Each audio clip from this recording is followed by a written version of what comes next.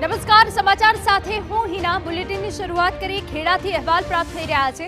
દર્દી સાથે આવેલા કેટલાક શખ્સો દ્વારા ડોક્ટર પર હુમલો કરાયો છે.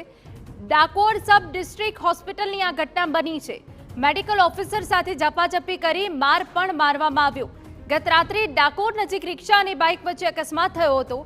દર્દીઓને લઈ હોસ્પિટલ આવેલા શખ્સોએ ડોક્ટર પર હુમલો કરી દીધો. હોસ્પિટલમાં મહિલા ડોક્ટર કેમ નથી કહીને બબાલ કરી. ડોક્ટરને જાનથી મારી નાખવાની ધમકી આપ્યાનો પણ આક્ષેપ છે. ડોક્ટરની ફરિયાદ બાદ ડાકોર પોલીસ સ્ટેશનમાં 8 લોકો વિરુદ્ધ ગુનો દાખલ થયો છે. આક્ષેપ છે કે દર્દીઓ સાથે આવેલા શખ્સોએ હોસ્પિટલમાં મહિલા ડોક્ટર કેમ નથી તેમ કહીને માથાકૂટ કરી હતી. ત્યારે ડોક્ટર ભાવેશ જનસારીએ જણાવેલ કે હાલ ફરજ પર હું છું અને મારી સાથે મહિલા નર્સિંગ સ્ટાફ પણ છે. તેમ છતાં ઉશ્કેરાયેલા શખ્સોએ ડોક્ટરની ફેંટ પકડીને જાનથી મારી નાખવાની ધમકી આપી હતી. સમગ્ર મામલે ડોક્ટરે ડાકોર પોલીસ મથકમાં ગુનો દાખલ કરાવ્યો છે. પોલીસે સમગ્ર મામલે વધુ તપાસ હાથ ધરી છે. અમારા સંવાદદાતા ધર્મેન્દ્ર કપાસે વધુ વિગતે વાત કરવા જોડાયા છે. ધર્મેન્દ્ર, આખી ઘટના શું બની? હિના, સમગ્ર મામલાની વાત કરવામાં આવે તો ગત રાત્રિના ડાકોર નજીક રિક્ષા અને બાઇક વચ્ચે અકસ્માત થયો હતો. અકસ્માતની અંદર જે લોકો ઘાયલ થયા હતા તેઓને 108 મારફતે ડાકોરની સબ ડિસ્ટ્રિક્ટ હોસ્પિટલની અંદર લાવવામાં આવ્યા હતા.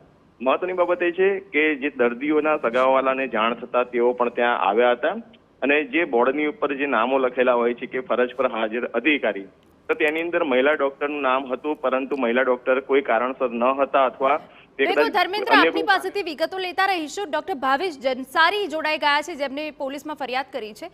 ડોક્ટર ભાવેશ, આ ઘટના કેટલા વાગ્યાની આસપાસ બની હતી?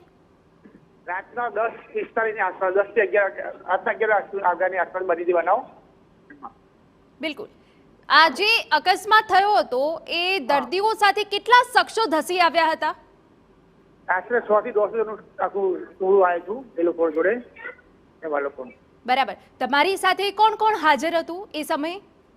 હું હતો, ભાઈ મારા સ્ટાફ નર્સ હતા, મારા જે 4 ક્લાસ હતા, પટ્ટાવાળા એ લોકો હતા, તેમજ સિક્યોર સ્ટાફ હતો, બધા હાજર હતા. બધા અમે એક હતી. બિલકુલ. આપના પર હુમલો કેમ કરાયો? કેમ માર મારવામાં આવ્યો? એકચ્યુઅલી કે અમે એવું હતું કે આ જે લોકોને મને માર્યો હતો ને એ લોકોને ઓલરેડી 2-3 મહિના પહેલા આ માથાકૂટ થયેલી અમારા જોડે, અને એમાં અમે પછી પોલીસ ફરિયાદ આપેલી હતી કે ભાઈ આ જે વારી એ કરે છે, માનસિક ત્રાસ આપે છે બધું. તો એને અનુસંધાનમાં પછી આ લોકો અમને આ ખ્યાલ રાખ્યો અને કરીને અમે એ કર્યું. બિલકુલ. એટલે કે હોસ્પિટલમાં આ શખ્સો દ્વારા પહેલા પણ આપને ધમકીઓ આપવામાં આવી છે એવું આપ કહી રહ્યા છો? હા, પહેલા બી આવું બબાલ કરીને લોકો ઝઘડો કરીને અમને સ્ટાફના ડોક્ટરે જે કરેલું હતું એ લોકોએ. તો આ પહેલા આપના દ્વારા ફરિયાદ કરવામાં આવી હતી? હા, ફરિયાદ કરવામાં આવી છે ને અમે ઇન્સ્પેક્ટર સાહેબને વાત કરી હતી એક, પણ એ લોકોને વોર્નિંગ અને અમે માન્ય ધારાસભ્યને વાત કરી હતી તો એ લોકો કીધું કે ભાઈ અમને પર આપણે જવા દો, એમ કે માફી માંગી એ લોકોએ એટલે અમે જવા દીધા કે ભાઈ ચલો સારું કે નહીં થાય એમ કહીને અમને જવા દીધા એ લોકોને, ભાઈ આપણે કંઈ કરવું નથી. બિલકુલ. ડોક્ટર ભાવેશ, ફરી એક વખત આવી ઘટના બની છે કે એક ડોક્ટર પર હુમલો થઈ ગયો છે. પોલીસ આપને સહકાર આપી રહી છે?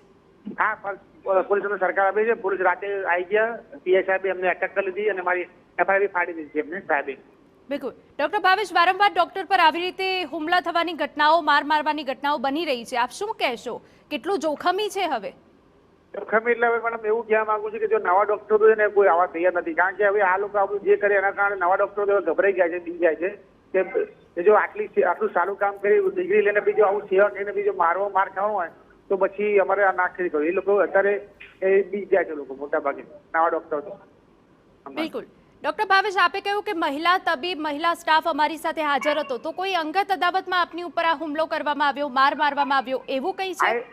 એવું છે, કારણ કે સ્ટાફ તો ઓલરેડી અમે લેડીઝ સ્ટાફ હતો, સ્ટાફ નર્સ બધા હાજર જ હોય છે અમારા એમાં. બિલકુલ. આભાર અમારી સાથે વાત કરવા બદલ. તો ડાકોર સબ ડિસ્ટ્રિક્ટ હોસ્પિટલની આ ઘટના બની છે કે જ્યાં મેડિકલ ઓફિસર સાથે ઝપાઝપી કરી માર મારવામાં આવ્યો છે. મહિલા ડોક્ટર કેમ નથી કહીને બબાલ કરી છે. અમારા સંવાદદાતા ધર્મેન્દ્ર ફરી એક વખત અમારી સાથે જોડાઈ ગયા છે.